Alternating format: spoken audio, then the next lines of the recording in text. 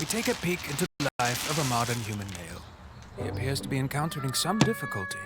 He seems to be in a state of disorientation, befuddled by his environment. Our subject is at his wit's end, but then he makes a discovery. Life isn't 2D, so don't listen in 2D.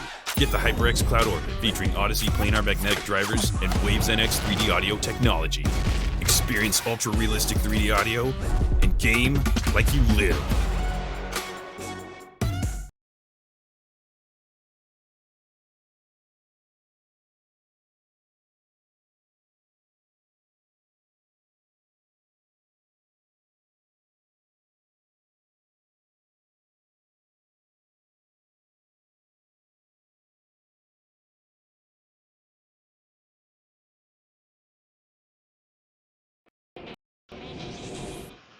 Hello, everybody, and welcome to the second week of the Virtual Industry Pro Summit. John here, your MC for the show, and we are excited to kick off our second week of content with an awesome group, awesome topic today around esports journalism. And we were joking before the show. This is a rowdy crew and a talkative crew, so I'm excited to introduce Katie, and of course, who will then introduce the crew and jump into discussion. But before we do that, just a bit of housekeeping. I want to, of course, give a major thank you to all of our partners throughout the entirety of this show. Of course, Microsoft and Games for Change are presenting this entire program, but then we also have HyperX, who made this production possible as our presenting sponsor. So a massive thank you of HyperX. Make sure to click the link below and show some support for the best hardware in gaming and esports. Big thank you to HyperX. Of course, Greenlit Content as well for hosting the production and holding it all down. Big shout out to Jason on the back end there for managing everything on that front. And lastly, Syracuse University and the city of Syracuse for really helping to be a big partner in brainstorming and ideating all of this.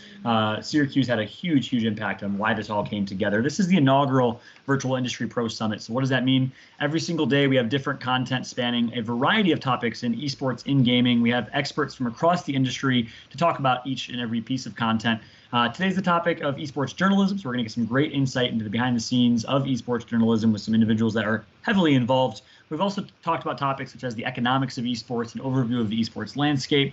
We've had a variety of people on each and every day, mostly targeted at students, high school students, college students, and beyond. But feel free to spread the link. We're, of course, broadcasting live on Mixer, YouTube, and beyond, in addition to the Teams live event. If you want to join and ask questions, join the Teams live event. There's a built-in Q&A feature where you can ask questions all day long. Please get your questions ready for journalism as a topic. We're excited to hear all your great questions. In addition to the Virtual Industry Pro Summit and alongside it, the EGF Collegiate Power Series is well underway. This is kind of like the March Madness of esports, if you will. 41 Division I teams competing in Rocket League from some of our largest universities with esports programs around the country. And of course, we are well into the qualifiers and the finals, which are going to be this week in May. We're excited for that tournament to wrap up, of course, within the next week with the best of the best in collegiate Rocket League. So that's pretty much it in terms of an overall overview of the session today, of the overall program, and of course, the EGF Collegiate Power Series as well. I'm going to go ahead and hand it over to the one of the hour. It is Katie Bedford, who is best known for her time as a Call of Duty World League host, and of course will be moderating the chat today. Katie, I'll throw it over to you. John, thank you so much, and best of luck to all of those teams competing. Now, what are we talking about today, folks? We're talking about esports journalism, one of the biggest facets in esports industry, of course, where you're going to get a lot of your information about what is going on. And of course, I will be your host, but we need to introduce the panel. And first up, we've got Will Powers with The Story Mob, Mike Hume with The Washington Post, Arda Okal, esports host, Mikey Stubbs, freelance esports journalist, and Olivia Kate Stomsky with Syracuse University. Now, this is going to be a very free-flowing conversation. I'd love for you guys to kind of pick up off of each other as we go through. But one of the great things I've found about journalism is that the paths leading to where you are now are all very diverse and oftentimes very different from one another. So to start things off, Arda, how did you get to where you are now? Tell us a little bit more about yourself, your journey, and how you got to what you're doing. Yeah, my name is Arda, and like any aspiring journalist, I did what anybody does and what you're doing right now. I got a degree in mathematics. And it's collecting dust on the wall right now, except when we do our Call of Duty League stats, Katie. That's the only time that I really bring back the math degree.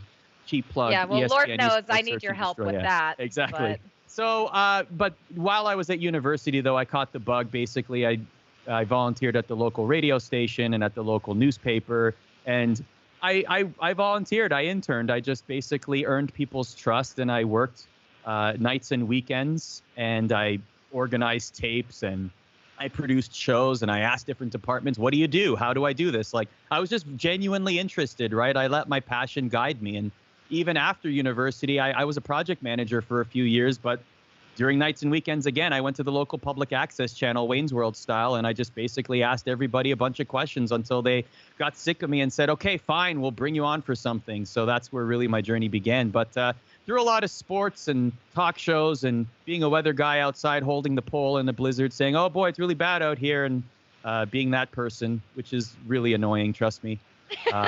I found my way into esports in 2016 and haven't looked back. So it's been a great journey. Yeah, and a lot of twists and turns there for sure. Mikey, I would love to go to you next. Kind of explain your journey to how you got to where you are. Well, for me, it was I started off in the world of normal games journalism, which I got into by lying on my Twitter bio, saying that I was a games journalist, when actually I had never written anything in my life. Fake it until you make it, right? And someone saw that and was like, hey, I see you're a games journalist. Do you want to come write for my website? And that was just a free volunteer thing, but they were a relatively established site. From that, I kind of got my name out there in the UK kind of games industry. And then one day in 2013, I saw a tweet from someone who I can't remember who it was, but they were like, hey, we really need freelancers who know this new Dota 2 game. I was like, I've never heard of that before, but I would like to start making money off this. So I downloaded Dota and I kind of got hooked. That became kind of my entire life for a while. And at the time, back in 2013, especially in the UK, no one was really writing about esports. So I kind of was like, hang on, I can make money off this if I learn more. So just kind of started freelancing and have been doing that ever since, really. Fantastic. Olivia, I'll hand it over to you. Yeah, so I have been involved in sports production, sports television my entire career. Did my undergrad at Newhouse. That was for you, Arta, just make sure everyone knows. We know. Brings you to the university and early and strong. So I've worked in traditional sports for most of my career. About 3 years ago, our late dean, Lorraine Branham, was very interested in us moving into the esports world, and I dove in full-fledged. We created the first esports and media collegiate course, and then we've really just been pushing esports on campus, looking at the production side of it, journalism, marketing, PR, advertising aspects within esports, and it's been a really fun adventure navigating the landscape. Great, and then Mike, I will hand it to you next. So I got into esports because of beer. I had a drink with my old boss. I mean, yes. I mean, if we're being honest here, like That sounds right. That sounds right, Mike. they say it's you're under the influence, right? So I actually I used to work at ESPN before I worked at the Post, and my old boss at ESPN was in charge of starting the esports coverage when it was first starting out there. And he was telling me about all they were going through, how the numbers were going up, and it occurred to me that the Post didn't have anything like that. We hadn't even touched it. Anytime we were referring to video games, it was like as this niche culture thing. And reading the landscape, like, that had to change. Like, I grew up with games. They've not been an insignificant part of my life. So went back, probably had another beer, and just started thinking about how we could do this, and ended up coming up with this new vertical, which I pitched to Marty Barron and the Post leadership, which became Launcher, which went live in October. It is now up on launcher.gg or WashingtonPost.com/video games. So we've been doing that live since October, although we started covering esports properly, I would say, a year and a half prior to that. But we're still learning. It's been a fun journey, though, and obviously we get to interact with fun people like you guys. So it's good stuff. Great, thank you so much. And Will? Yeah, as with any industry, it's important to have counterbalance. So I guess I represent the other side of the table from a PR aspect. I'm a communications director at the Story Mob, which is esports and video game consultancy. And we represent about probably 5 of the top 10 esports organizations in the industry. But I came from a much more traditional video game publisher background. I worked for Sony PlayStation. Way back, I won a reality TV show that got me a job there. and have been in the video game industry ever since, which is a very long story I won't get into right now. But then I did the traditional publisher route for a long time, and then started working with a small little company called Tencent, who no one had really heard of in the US. I was working on what was the largest game in the world at the time, Arena of Valor, which no one in the US had ever heard of. And we just saw this huge green pasture of we can really make this a huge thing. We need to get ahead of the curve on this. And that's really started my foray into esports and working full time. Great. Well, thank you so much. And actually, I love that because PR and journalism really kind of have a lot of a symbiotic relationship in any industry. And esports is no exception there. So I'll start things off, Olivia, kind of with the first meaty question. When you look at the landscape of esports journalism, what have you been seeing so far? Whether it's been in the last few months, last few years to now, what kind of growth and I guess evolution have you been seeing in esports journalism? Well, it's amazing because with traditional sports, there hasn't been much change, right? Football has been played as football has been played for so many years.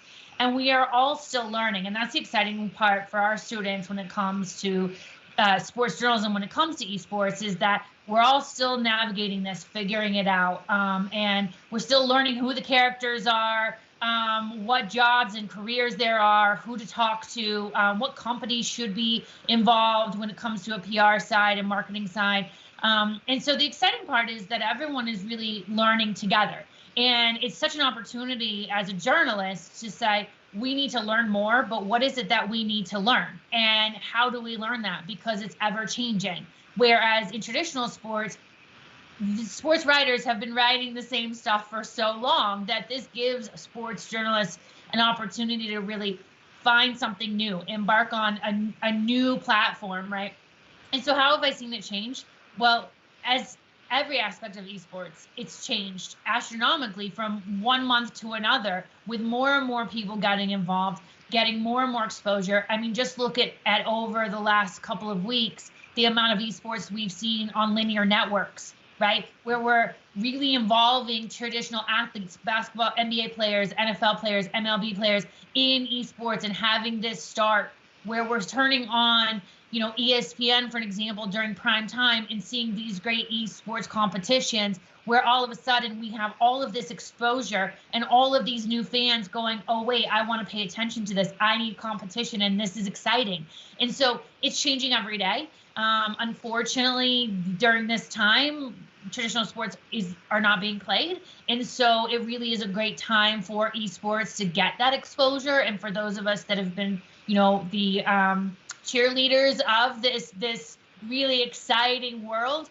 And so it's changing all of the time. And I think not only for our students, but for existing sports journalists to really dive into this and say, hey, I need to start learning more and what more can I do, not only to help my own career, but be a part of this ever-changing sports journalism world.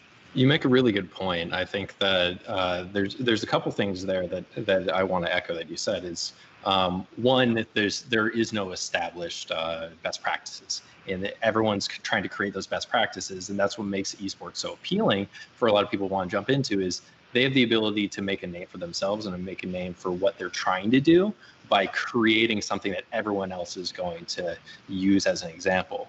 But another thing that you when you touched on the parallels to traditional sports and the ways that esports is filling in these gaps, it reminds me of actually online poker, because online poker only came to its popularity because I think it was the NBA lockout. Yeah. And traditional sports networks needed something to fill in the gaps of what was being broadcast on those linear sports networks. So they put on competitive poker, and it saw this huge resurgence or surge in popularity that's kind of sustained to this day to some extent. I think that's the opportunity. That's the green space here for esports to come out of its giant niche and into the mainstream popularity on linear and broadcast TV, more so than it ever has in the past.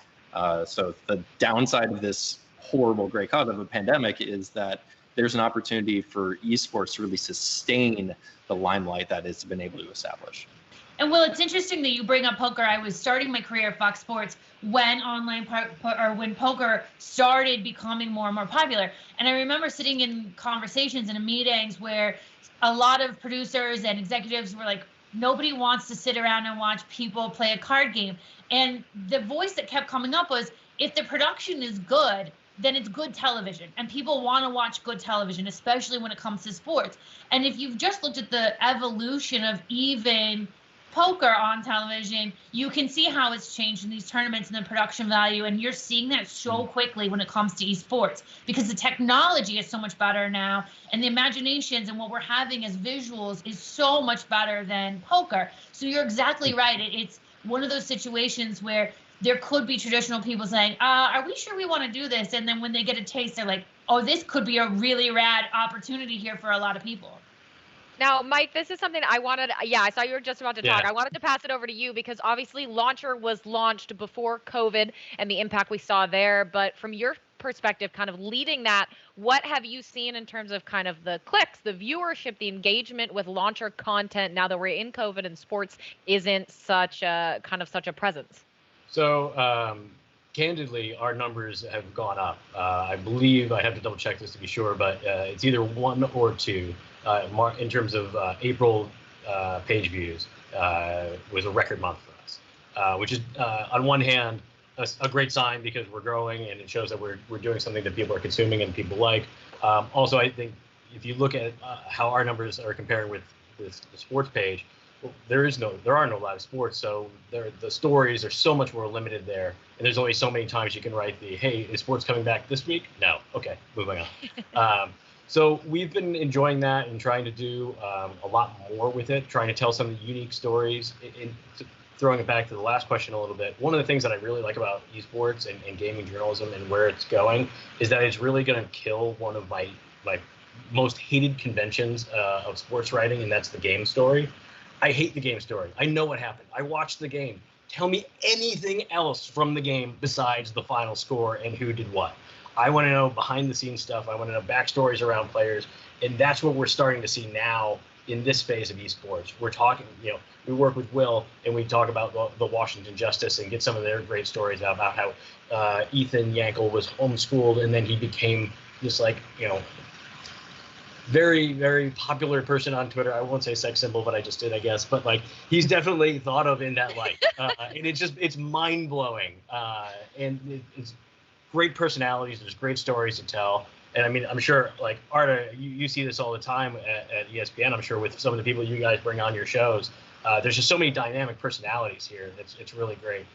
Yeah, certain esports, I would say from my own personal experience, have a lot more charismatic players than others. But but yes, curiosity, definitely. I mean, Arda, what would you attribute that to? I generally want to ask. I think that esports, because there are no helmets, there are no uniforms, and the cameras are right there. You have this same kind of interaction. You're able to see their facial expressions with every play.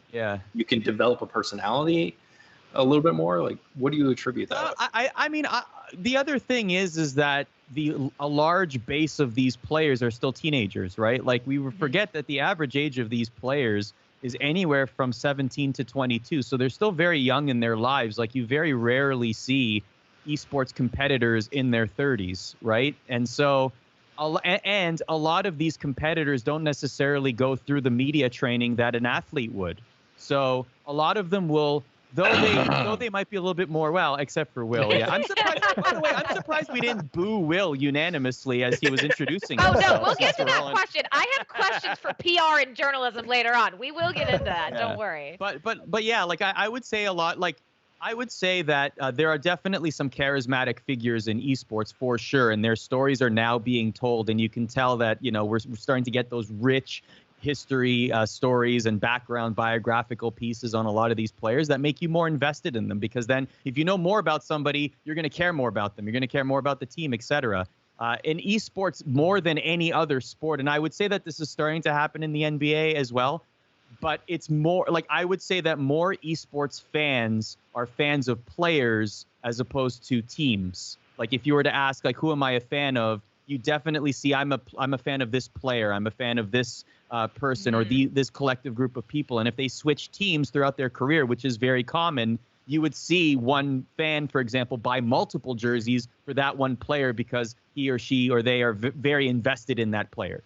I mean, that's a great example, Arda, to that point. You can take a look at what happened with Optic Gaming and Call of Duty League. Obviously, you have the likes of Hex and Scump being the name brand for Optic, and now they're with the Chicago Huntsmen with franchising coming in, and Optic is still there, but different ownership, different team. And a lot of those people are still Optic fans, but they primarily follow Scump to see what he's doing. And you know what's funny? You mentioned the Call of Duty League. I would say, Katie, and correct me if I'm wrong because you know that space a lot better than I do. I would say that those players feel like the most sports interviews of all esports. I feel like absolutely. You know what I'm saying? I feel like they are definitely the most like either media trained or familiar with the media and how to conduct themselves on camera.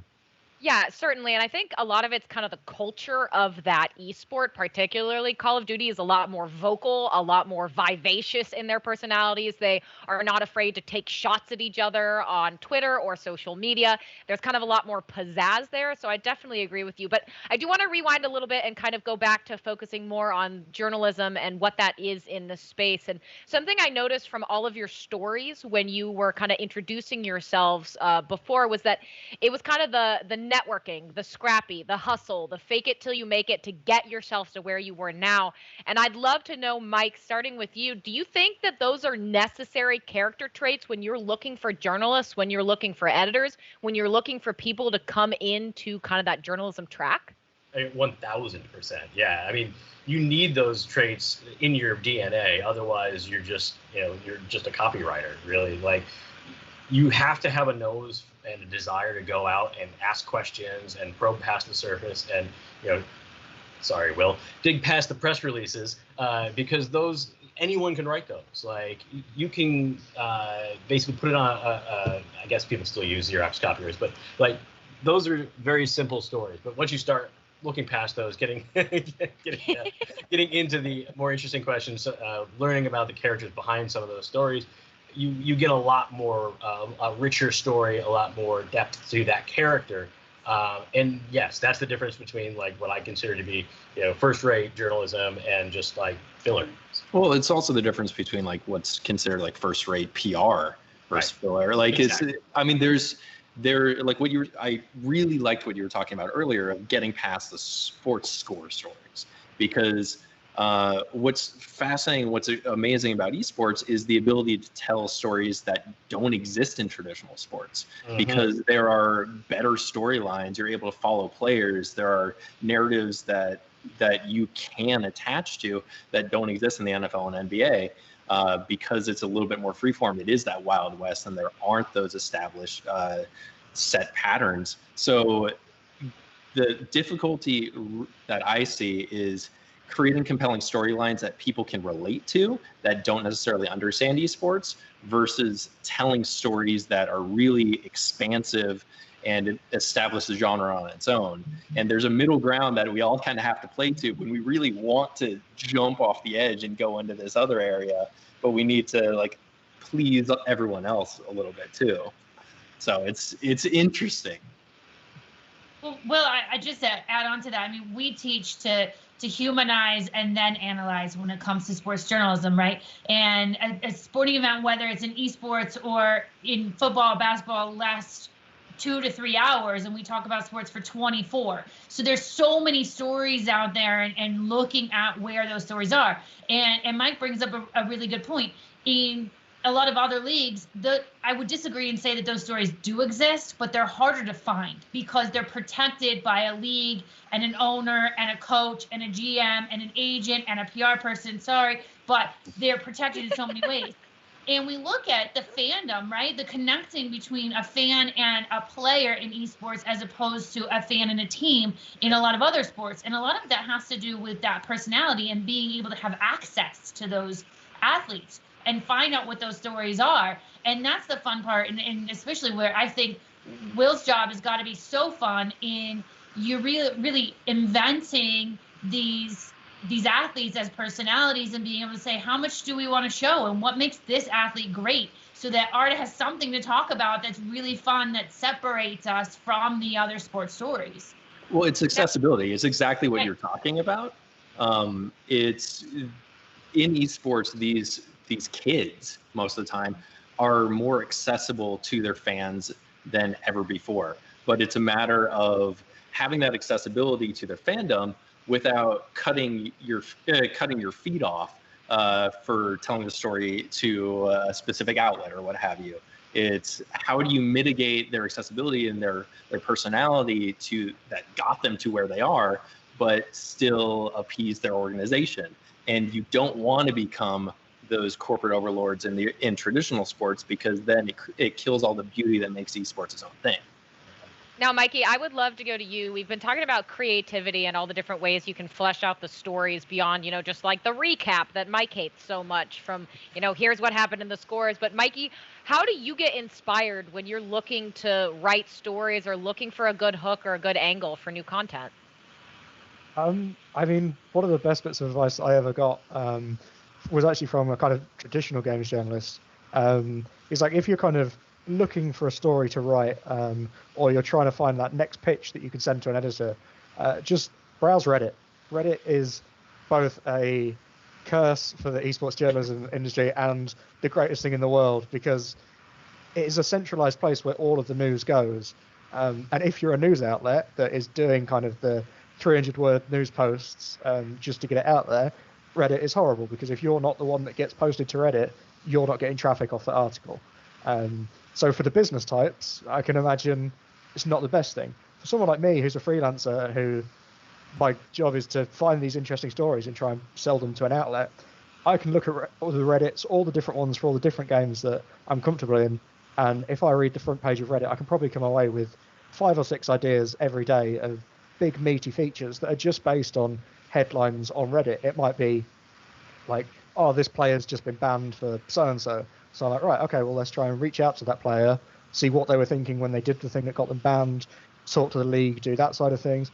I mean, a story that I'm working on right now that, I mean, probably not a good idea to talk about before it's published, but I'll do it anyway. I kind of like, one of the things I really like is the more niche esports.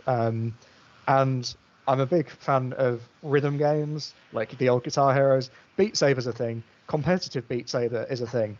One day I was watching this tournament that had 20 viewers on it. And then they kind of mentioned this player who had been playing in a gazebo, like outside in a park, which you can imagine is quite difficult with a VR setup. And they were like, oh yeah, in the Twitch chat, it was like, oh, this Reddit post has got more information about him. So I went across to that Reddit, and it turns out this guy was literally homeless for 6 months, and kind of lived out of his car, but still had his gaming laptop and VR headset. So set it up in a park, and then got really good at Beat Saber and made a living doing that for a while. And now he's managed to get a job full-time doing VR content, and is a bit of a TikTok sensation. So I'll have a profile on him very soon. Well, can't wait to read it. That sounds fantastic. Well, yeah, I mean, and to everyone viewing, that's a great example of kind of like sniffing around until you find something good, utilizing Reddit, utilizing maybe things that people overlook because they're not big yet. I mean, so that's a great example, Mikey. There's amazing stories all over esports. And I mean, obviously, we're talking with some of the top content creators here. And you guys all have amazing access to like the LCS and stuff like that. Me over here in England, we don't have esports events very often over here in England. We have ESL One Birmingham every year, which is just a big excuse to get very drunk with a lot of people. So you have the best esports crowds, though, bar none. Oh, we do. Oh, that's true. London crowds are the best. But yeah, like for me, it's quite difficult to get to events because it involves traveling to another country pretty much all the time, and I can't compete with kind of the ESPNs who are at the LCS every other weekend. So for me, kind of searching for those smaller stories in the smaller games that have a wider appeal is kind of what's worked out for me quite well. Great. And Arda, this one I want to start with you.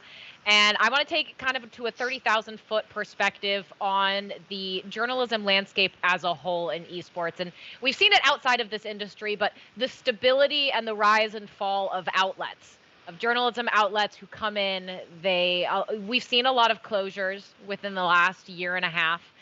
things can be difficult, of course, when you're looking at clicks and revenue and how all of that works. So I'd love, Arda, your opinion on the rise and fall of outlets within esports journalism and the stability there and what you've seen. I don't know if stability is, I mean, look, I don't think a lot of us get into journalism, whether it's esports or not, for stability. I think that it's more of a passion play than anything. And that's one of the big pieces of advice that I would give to anybody in college who's looking to pursue journalism or broadcasting like I did. I consider myself more journalism adjacent since I'm more of an on-air host than anything. But yes, I do dip into journalism every now and then. But I would say that you got to be passionate about it, and you have to want to love it, because as you see, it's a very volatile industry.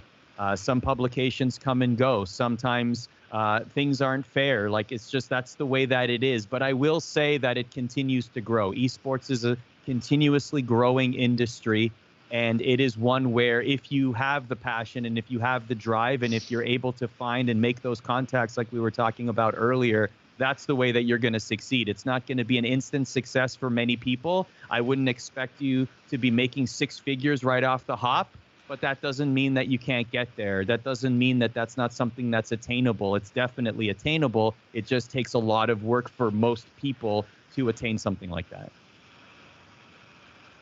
I think it's worth adding on that point that, again, obviously we are very lucky that we're all kind of at the top level of outlets in the world of esports. But if you are kind of looking at starting out and stuff like that, know your worth. I know that I kind of said that I started doing volunteer work, but that was because I was 16 and couldn't write to save my life. But kind of, especially if you're a college student, I would expect that you have some level of smarts to be able to string a sentence together.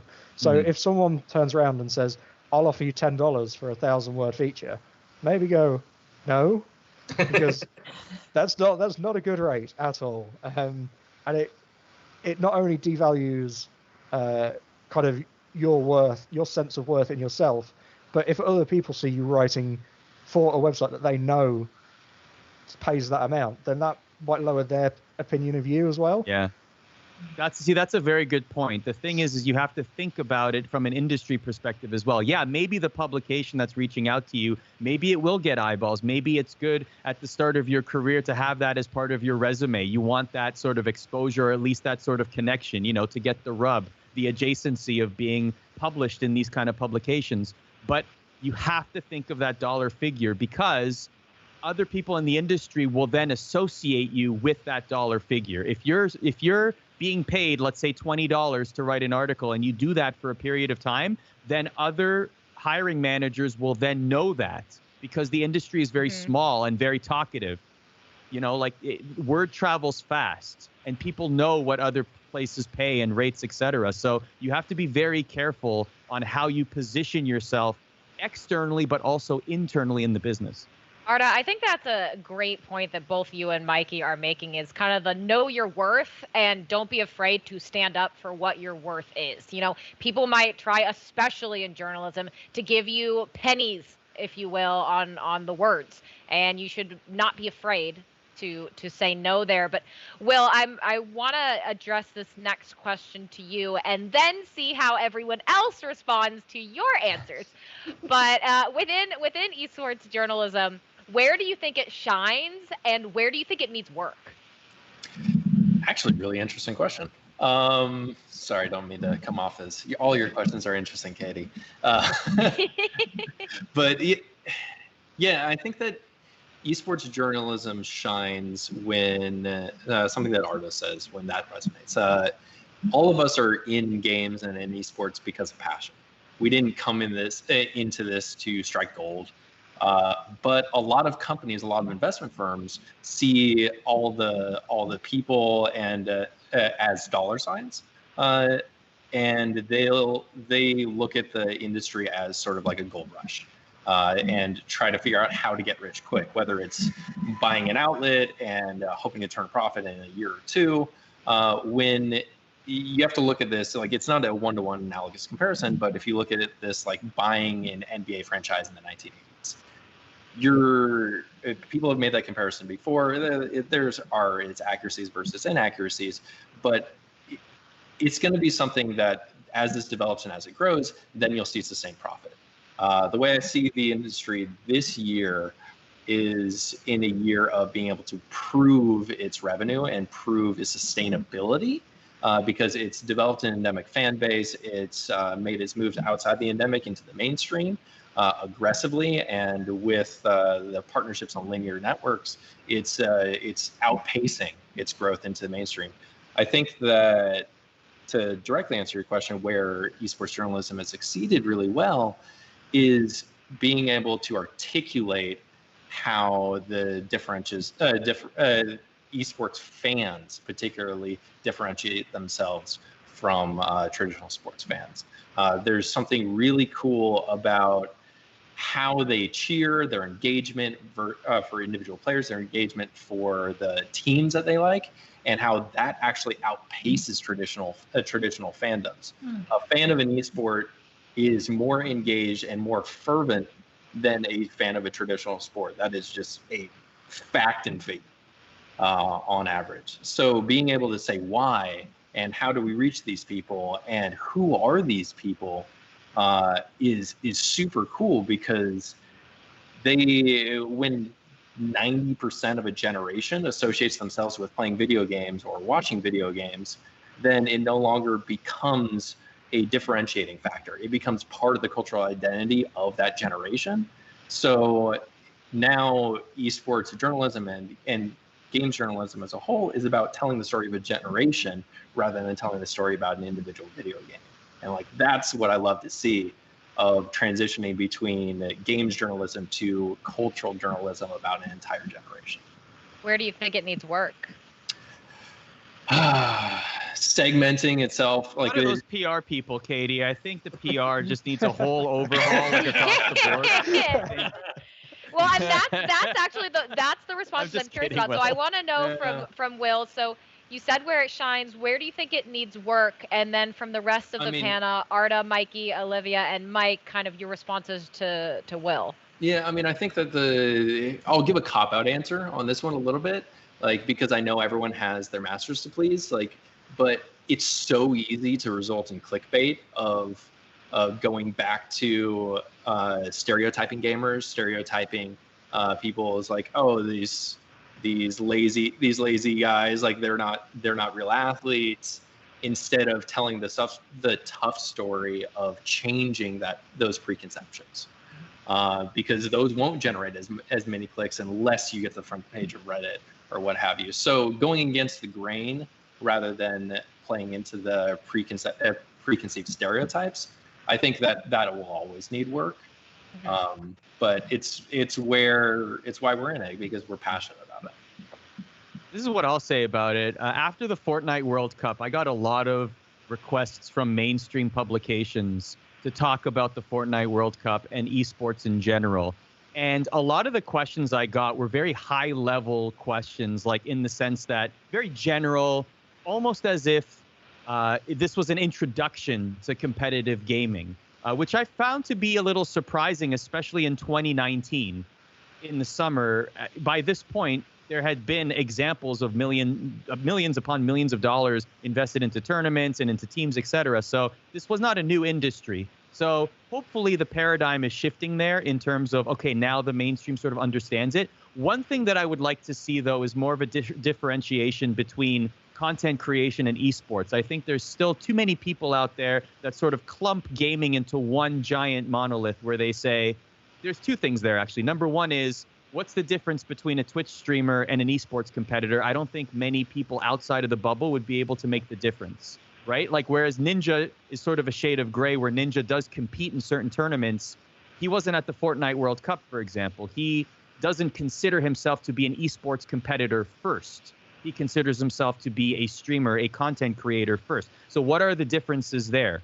But also for generally, and you're seeing this more and more, to be fair, but esports is not just one giant clump of all gaming competitions. Those audiences are much different. Overwatch League has a vastly different audience than Call of Duty League, which has a different audience than League of Legends, than iRacing, than sports simulators, NBA 2K, NHL, Madden, etc. All of these are different audiences, and the Venn diagram is actually a little bit smaller than you think it is. The overlap, I should say. I say this all the time when I'm explaining esports to non-endemics.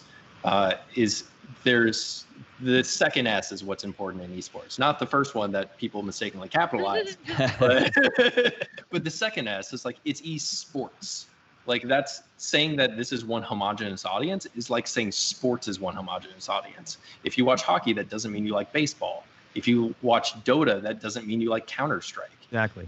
And better emphasizing that second S is that these are different audiences that have different fandoms. I think both on the media side and on the PR side, we can all benefit from establishing these different demographics better. With the exception of Beat Saber esports, we all love it. Everyone loves it. Arda used to compete in DDR. We all know this. Yeah, but Division DDR 5 esports. was awful. Honestly, DDR esports is genuinely hypnotic. Like It's amazing. Go and watch that. It is I gotta check that out. unbelievable. No, I love that. And now, Olivia, I want to kind of start with you. This is going to be everyone versus Will for this question, and I'm very excited Sorry, to see how Will. it goes. But Olivia, I want to kick it off with you. Let's talk about the balance between PR and journalism.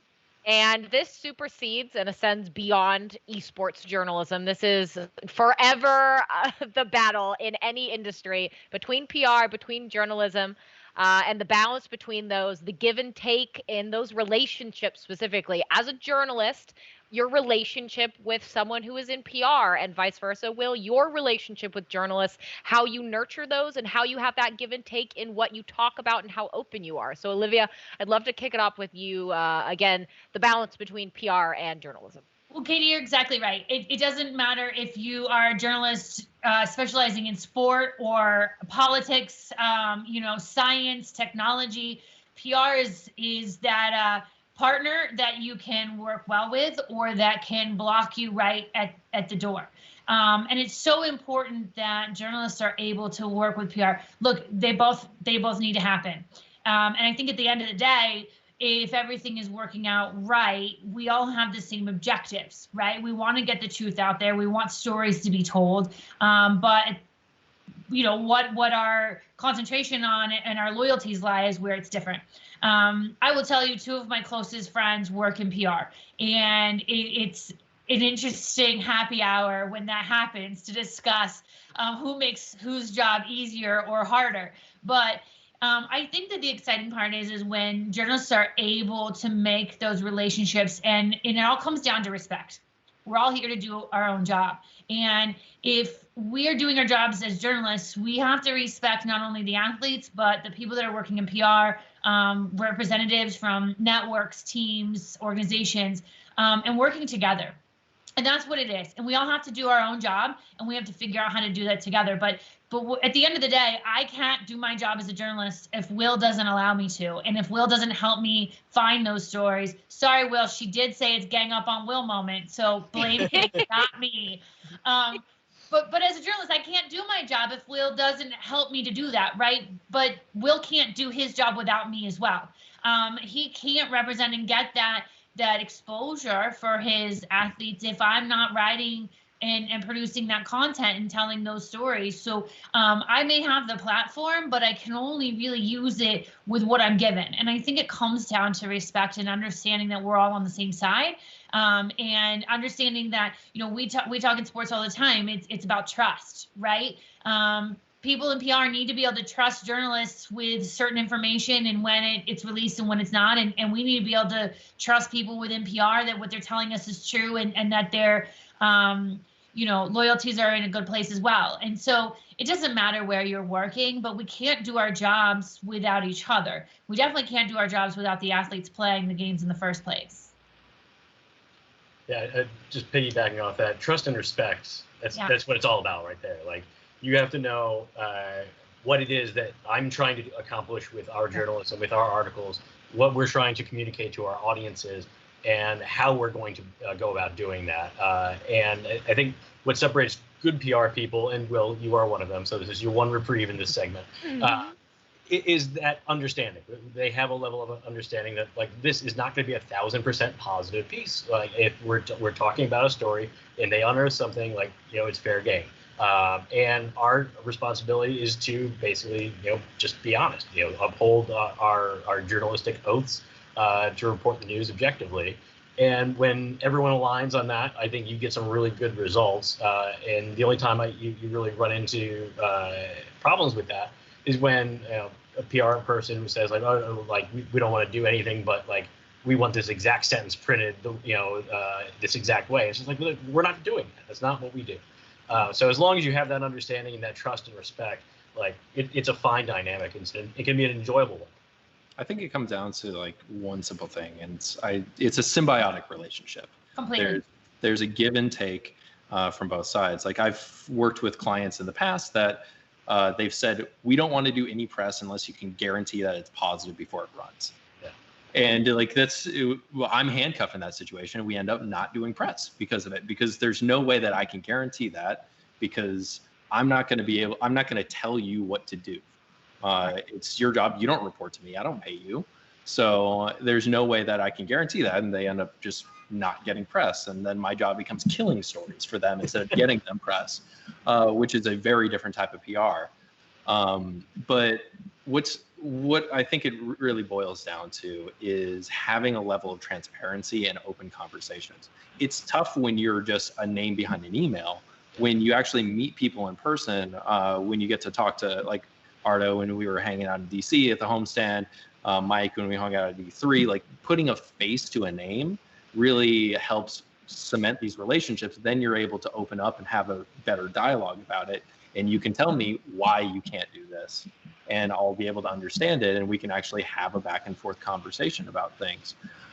So it's developing that rapport so that you're able to tell those deeper stories. And once I trust you, then I will give you deeper access. And once, because it's not that you won't tell me, you won't say something negative, because if there's something negative, you're going to do your job. But I trust that you won't lie to me. That's the key thing. And like, from my perspective, like a PR person, I might tell you a portion of the whole truth that is inherently true. I will never lie to. Then there's a huge difference in those things. Like I will tell you this portion that is part of the whole truth that makes my client look good, and hope that you don't dig and find the other portion that makes them net neutral or what have you. But I like bad PR people lie. Good PR people put a spotlight on the part that they want you to cover and work with you to tell that story and develop it in a way that it makes sense for your audience. And sometimes it works, sometimes it doesn't. There's a give and take, and that's life. That's business. I think what you meant by getting to know you and meeting in person is using Story Mob's company credit card at the bar. Always helpful. A drink or two always helps, for sure. Had many a good times on that credit card. But no, I think that's a great point. And to folks who are interested in journalism, maybe you're majoring in it. That's a different discussion. I personally don't think you should ever major in journalism. You should go get a job in journalism. But something to that point is building relationships, right? Networking is so, I would think you guys would agree, you're all nodding your heads, is so crucial to this. And I would love, Mike, what kind of missteps have you seen from people here, and what have you seen that are best practices where you've really seen journalists shine?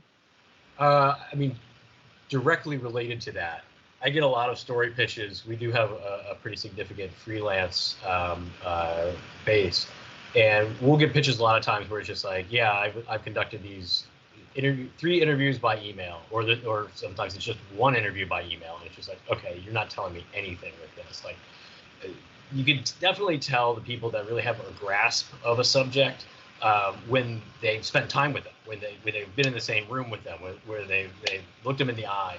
And it sounds like a little, I don't know, nebulous, but you really can tell when you're reading the copy, when you're reading the pitch.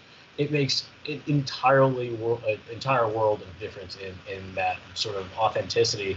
And one of the best ways to screw yourself up in this profession, or any other for that matter, but particularly in journalism, is to approach a subject and be inauthentic about it, and talk about it like you know it, like you are an expert, and then just be completely wrong, and like everyone will call it out. And we were talking about Reddit before. you will die 1,000 deaths on Reddit if you ever do this. Like, it is, Death by 1,000 cuts, 100%. oh my god. Absolutely, by 1,000 downvotes. Yes. Right? yes. Yeah. So that's it's super important to, when you're going to write something accurately, be as thorough and ambitious as you can about getting time with your subject. If you can't get it in front of them in person, get them on the phone, get them on a Zoom call. I think one of the great things that's going to come out of the pandemic, if there are any silver linings of this, is that people will know what Zoom is or Microsoft Teams, and they'll be able to jump in there and say, hey, let's just put a face to this. Like it's easier for me if I'm working at a desktop than even picking up my cell phone, and I'm not burning minutes. So I mean, I think that's something that could be a good benefit going forward. Katie, you mentioned relationships before. I can't stress enough how important they are, especially once you meet people in person. You've sort of heard stories from all of us this past hour about meeting people in person and establishing those connections. Think about it this way, especially for somebody graduating, right? Looking for those jobs, okay? You're looking for a job, you're applying places, you're finding names on LinkedIn, or maybe you're finding bios on Twitter and you're finding names and you're looking for their email. And the big question is, how do I differentiate myself from all the other possibly hundreds of people that are reaching out to these hiring managers in order to get a job or in order to stand out? And one simple way to do that, and I can't stress this enough, is to find them in person. Let me share a quick story, and this got reminded to me because Kevin Belby's watching, who used to be part of an agency I was a part of. This is how I got my first agent, and I'm a broadcaster by trade. This is how I got my first broadcast agent. I sent emails to this person for probably a year, and I got like cursory responses back, but typically the kind of responses that you would get if, they were just responding to a bulk of messages from people that they're receiving, right? I was in Toronto at the time. They were in New York. That's a 9-hour drive. I wasn't doing much. So I said, you know what I'm going to do? I'm just going to, now this is an extreme example, but I said, I'm going to get in my car and I'm going to drive to New York and I'm going to sit in their lobby in hopes that I can find this person. So I drove 9 hours later, made some stops along the way, maybe had a beer or two. And then I got to the office and I went to the receptionist and I said, I'm here to see so-and-so. I will happily wait for them. I don't know what their schedule is. And I sat there, and luckily for me, it could have been a lot longer. It only took me a couple hours. And finally, because I was there, I was able to make an impression. Now, that is an extreme example, but more generally than that, how can you stand out? That was my thinking in the reason that I did that. I'm not saying go drive 9 hours to meet somebody, but I ended up landing that person as an agent, and it did wonders for me. So my point is, how do you stand out from all the other people in your classroom or other schools in order to make sure that you get a good impression or at least get your foot in the door to be able to showcase your talents in an interview? That's the way you got to be thinking. That's fantastic. And I mean, that's absolutely true, right? Like the networking, the standing out. I think it's what it boils down to is seeing if you're a recruiter, if you're an agent, whatever, do you see the person who takes that extra step, goes that extra mile, puts in that extra effort that they didn't really have to do? And then you say, okay, that person's ambitious, or whatever adjective you may want to use. But then also on top of that, I do want to, as we're getting toward the end of this, I want to touch on kind of one of the tougher aspects of journalism. And Mike, I'd like to start with you. How do you deal with it when you publish something that turns out to be incorrect, or maybe you publish too soon, or you have that moment where you have to put in a correction or something like that, and the broader aspect of trust within journalism? I'd love for you guys all to kind of touch on that, because we can't be perfect all the time, but I'd love to get your thoughts. So after my heart drops out of the chest and I have to put it back in, there's no worse feeling in the world than getting something wrong. Even if it's a typo in somebody's name or your article, any small mistake, we're perfectionists. We live and die by our stories and our journalism. And if we screw something up, God forbid, that's the worst feeling in the world. But when you do it, own it. Do not make excuses. You are supposed to be right 100% of the time. You need to be right 100% of the time. Accept your accountability, make it right, do whatever it is that needs to be corrected. And that's the best policy going forward. If you screw up, you got to own it. And rule number one is don't screw up. Rule number two is rule number one, right? But if you get to rule number three, the best thing that you can do is just say, look, we got it wrong. let's get it right. Let's run the correction, make sure everyone inside knows why it got screwed up, so you don't make that same mistake going forward. With that said, Twitter needs an edit function, right? Yes. Yes.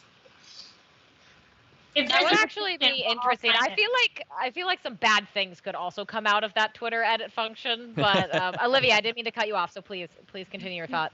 No, I said if there's a petition for an edit function on Twitter, we'll all sign it. But I think Mike makes a really good point, especially with the increasing scrutiny over journalism these days. I think it's so important for us to be correct, and there is a big difference between being the first and being 100% accurate. Absolutely. So you absolutely have to verify every letter, every fact, every number before you're willing to put your name, your credibility, and especially your boss's name and credibility and publication out there. But if there is a mistake that does happen, and they do happen, the first thing you need to do 100% is take full responsibility for it, right? I'd much rather say, hey, everybody, I made this mistake, before somebody else say, hey, did you hear she made a mistake? Because that's what I signed on as a journalist to do. I owe my audience accuracy and honesty no matter what. And even if that honesty is, hey, I made a mistake. And so I think Mike said exactly correct. So shockingly, I have thoughts on this. I was hoping that you would, so I'm glad that you do. What?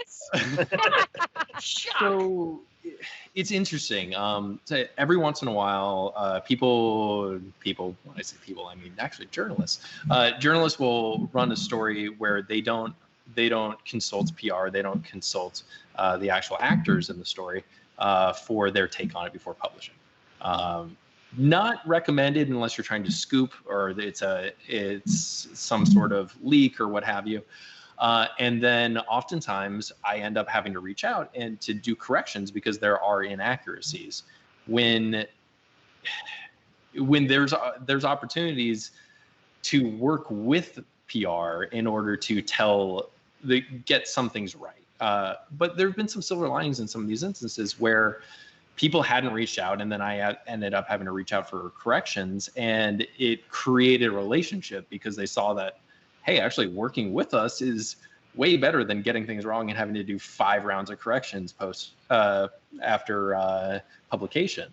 So obviously I'm going to put a huge caveat in that depends what your story is and who the PR rep is on it. I like working with journalists and fleshing out the story, even if it is a negative piece, because generally the glass isn't heavily weighted in one direction.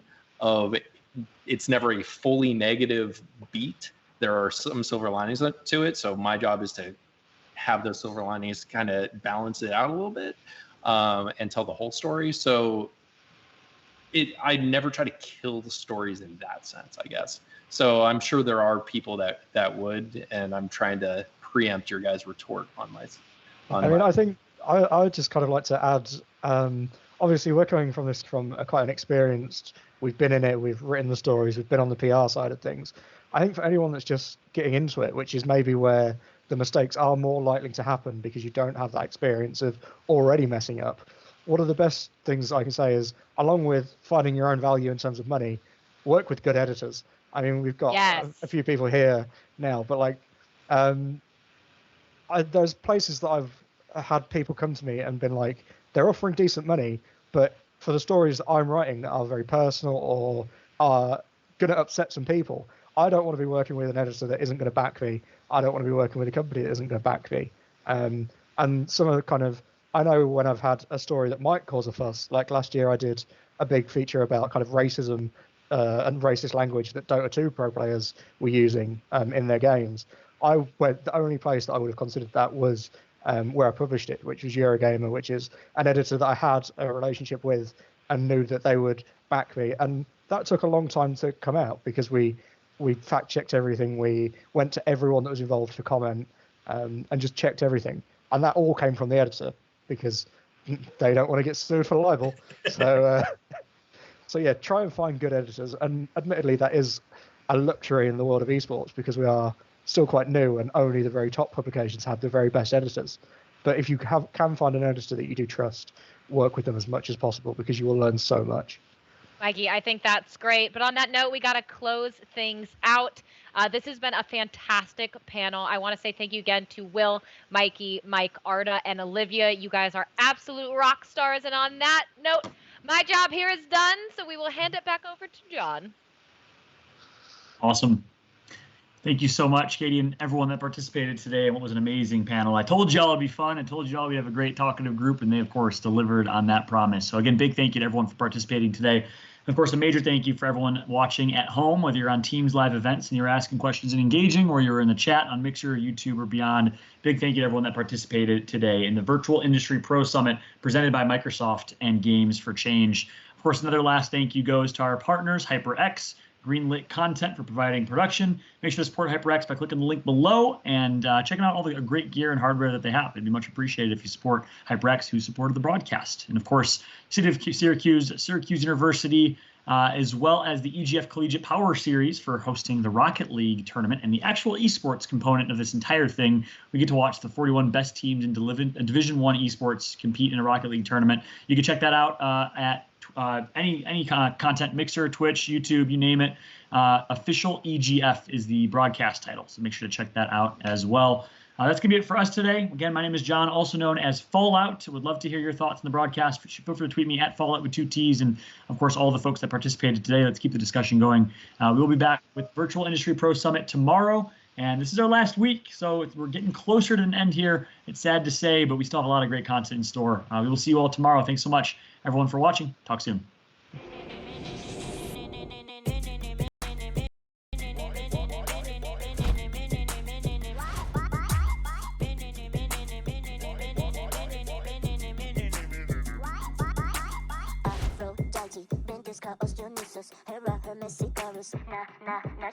Medusa, Epasos, Ashalalala, Susus, Minerva, Ecobubus. I love it when you couscous. Aphrodite, Ventus, Hera, Hermes, Icarus. Na ha ha ha ha ha ha ha. Susa, Susa, Susa, Susa, Susa, Susa, Susa, Susa. I love